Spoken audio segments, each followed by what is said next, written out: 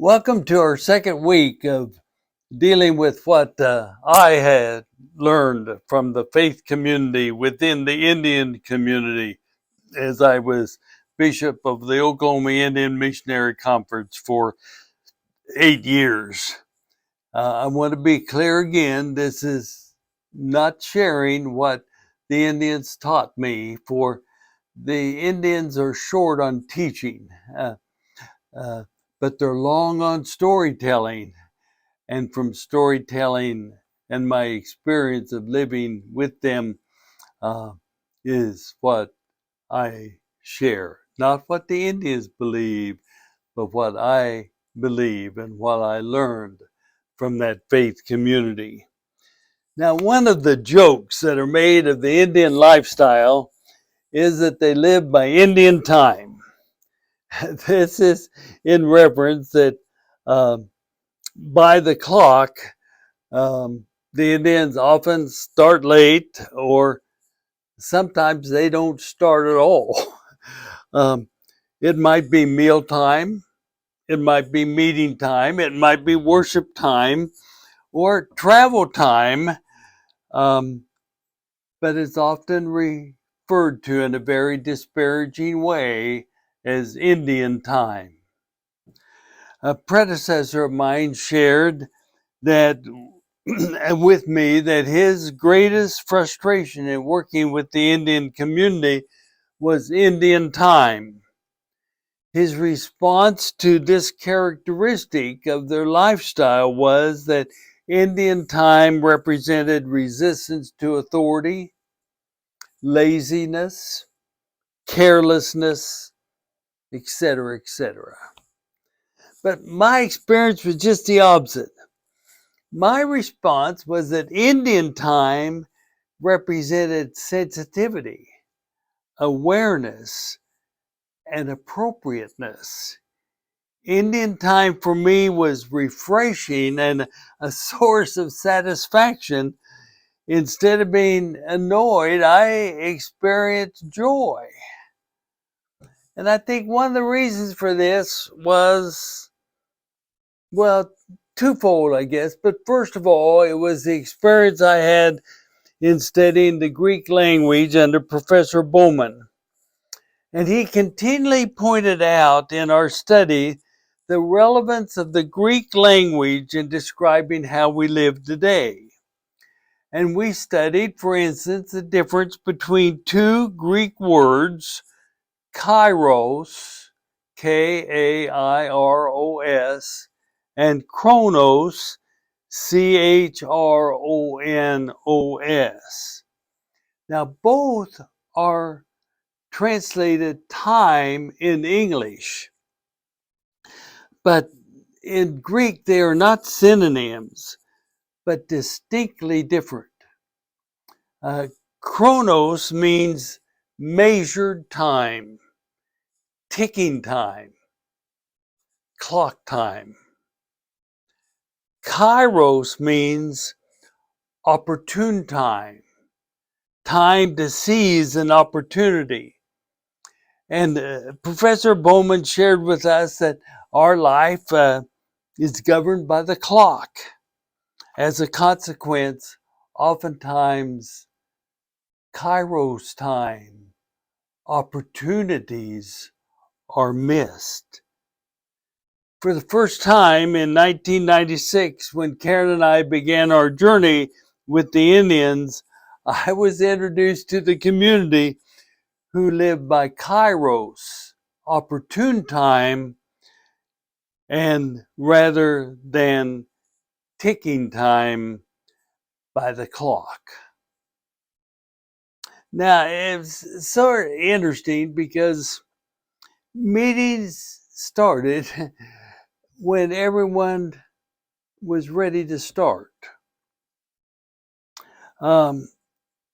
After opportunities were given for friendship greetings, that was respected.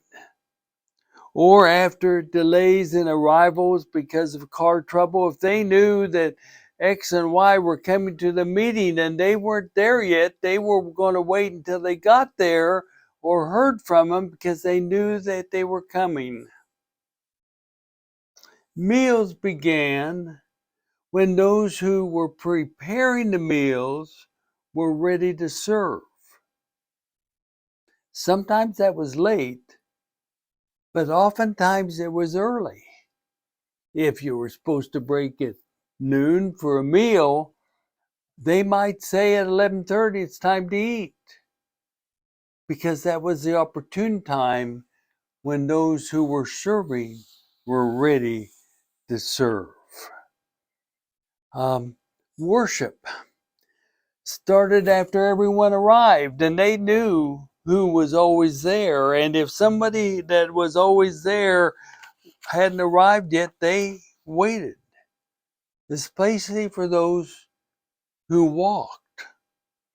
And after all who were leading in worship were ready, ushers, preachers, pianists, they were all asked, are you ready to begin?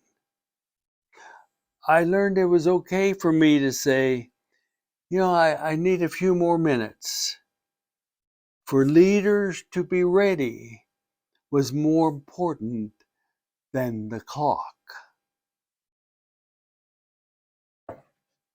Now, the other reason I was given joy rather than being annoyed is my love for the story of the Good Samaritan. The religious leaders who walked by and ignored the man in the ditch were living by clock time, by chronos. They had important commitments to which they had to attend.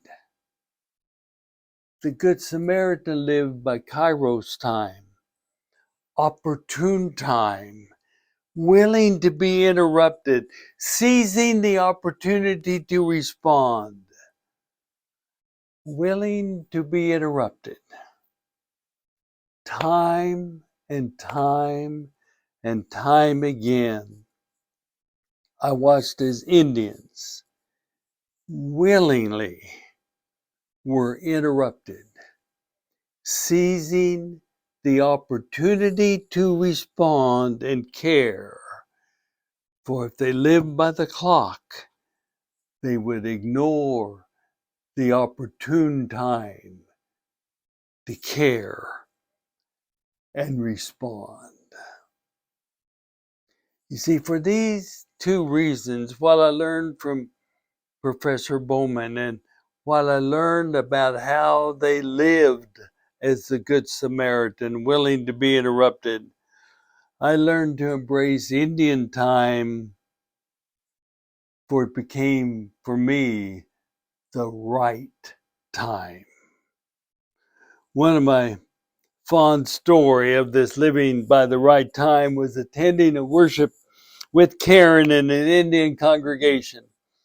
Um, all the congregation didn't know Karen, and we would just dropped in for worship for half the Sundays during my 8-year journey in Oklahoma, and they didn't know I was going to drop in that Sunday morning, but we did, and we got there according to clock time, and shortly before clock time was to arrive, uh, there was some obvious reason for a delay. The person got up and left their seats. They went outside, and we remained in our seats. And the pastor disappeared. She's gone for 15, 20 minutes. And then finally, worship began, probably 30-minute clock time late. Why?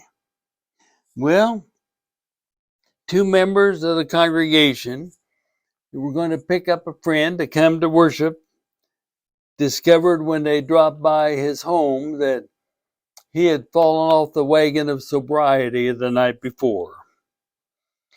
And where was he? He was outside in a car, sleeping it off.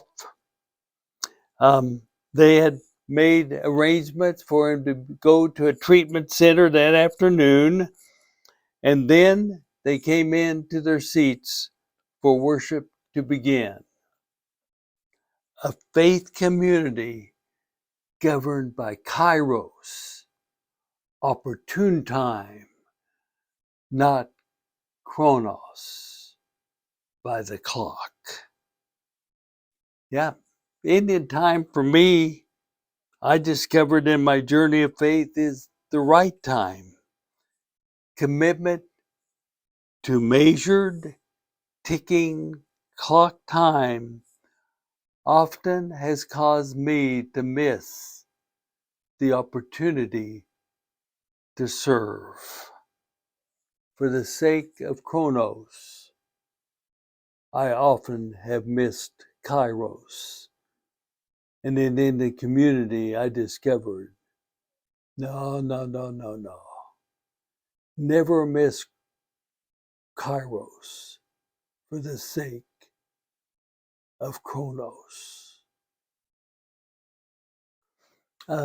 It's a lifestyle difference, but I would simply challenge you to think about Kairos and Chronos in your own life, and I've got a couple of questions for you to consider.